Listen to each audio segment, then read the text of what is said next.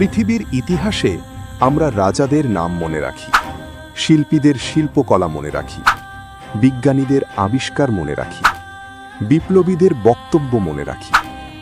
কিন্তু একটি প্রশ্ন কখনো করি না, এই মানুষগুলোর ভিতরের মানুষটিকে প্রথম তৈরি করেছিলেন কি? সম্ভবত উত্তর একটাই, মা। মাতৃত্ব শুধু একটি পারিবারিক সম্পর্ক নয়, এটি মানব সভ্যতার সবচেয়ে গভীর সাংস্কৃতিক দর্শন ও মানুষের অস্তিত্বের প্রথম দার্শনিক অভিজ্ঞতা। কারণ একজন মা শুধু সন্তান জন্ম দেন না, তিনি একটি চেতনা নির্মাণ করেন। একটি শিশু জন্মের পরে প্রথমে পৃথিবীকে দেখে না, সে প্রথমে অনুভব করে নিরাপত্তা, আর সেই নিরাপত্তার নাম মা। এই কারণেই একটি শিশুর প্রথম ধর্ম, প্রথম আশ্রয়, প্রথম ভাষা, প্রথম নিরাপত্তা, প্রথম অনুভূতি সবকিছুর শুরু হয় একজন মায়ের ভিতর দিয়ে। একটি শিশু পৃথিবীতে এসে প্রথম যে শিল্প দেখে তা মায়ের মুখের অভিব্যক্তি। প্রথম যে সঙ্গীত শোনে তা মায়ের কণ্ঠস্বর। প্রথম যে দর্শন শেখে তা মায়ের আচরণ। অর্থাৎ মানুষের প্রথম বিশ্ববিদ্যালয়ের নাম মা। একটি শিশু যখন কথা বলতে শেখে, সে অভিধান পড়ে শেখে না, সে শেখে মায়ের চোখের ভাষা থেকে, মায়ের স্পর্শের ব্যাকরণ থেকে, মায়ের নীরবতার ভিতরে থাকা উদ্বেগ থেকে। অর্থাৎ মানুষের প্রথম শিল্প শিক্ষা, প্রথম নৈতিক শিক্ষা, প্রথম মানবিক শিক্ষা সবই আসে একজন মায়ের ভিতর দিয়ে।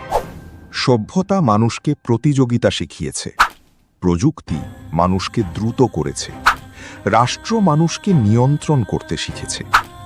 কিন্তু একজন মা মানুষকে শেখান সহানুভূতি।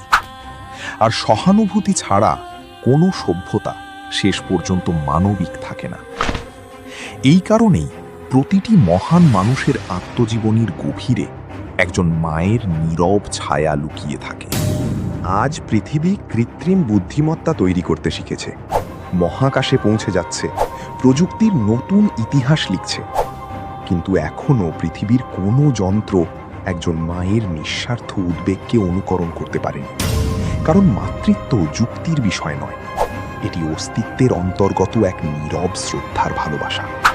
এবং এই ভালোবাসাই মানব সভ্যতার সবচেয়ে গভীর শক্তি। একজন মা প্রতিদিন নিজের জীবনকে ক্ষয় করেন, যাতে তার সন্তান ভবিষ্যতের স্বপ্নের দিকে এগিয়ে যেতে পারে। তবুও ইতিহাসে তার কোনো স্মৃতিস্তম্ভ নেই। মাদার্স ডে তাই শুধুই আবেগের দিন নয়, এটি সেই অদৃশ্য শক্তিকে সম্মান জানানোর দিন, যার উপর দাঁড়িয়ে আছে মানব সভ্যতার নৈতিক ভিত্তি। যদি পৃথিবীতে কোনো ভালোবাসা ক্ষমতার নয়, অহংকারের নয়, শর্তের নয়, তবে তার নাম একটাই, মা। কারণ মা শুধু একজন মানুষ নন, তিনি মানুষের ভিতরে থাকা প্রথম মহাবিশ্ব। আমি প্রবীর রূপরায়, শিল্প, দর্শন ও মানব সভ্যতার অদৃশ্য সত্য নিয়ে আবার ফিরব নতুন কোনো গল্প। আজ আপনার জীবনে যদি মা থাকে, তাহলে তাকে শুধু স্মরণ করবেন না, তাকে অনুভব করুন। মা, মানব সভ্যতার প্রথম এবং শেষ নিঃস্বার্থ দর্শন ও মানব সভ্যতার সবচেয়ে নীরব অথচ সবচেয়ে শক্তিশালী স্থপতি।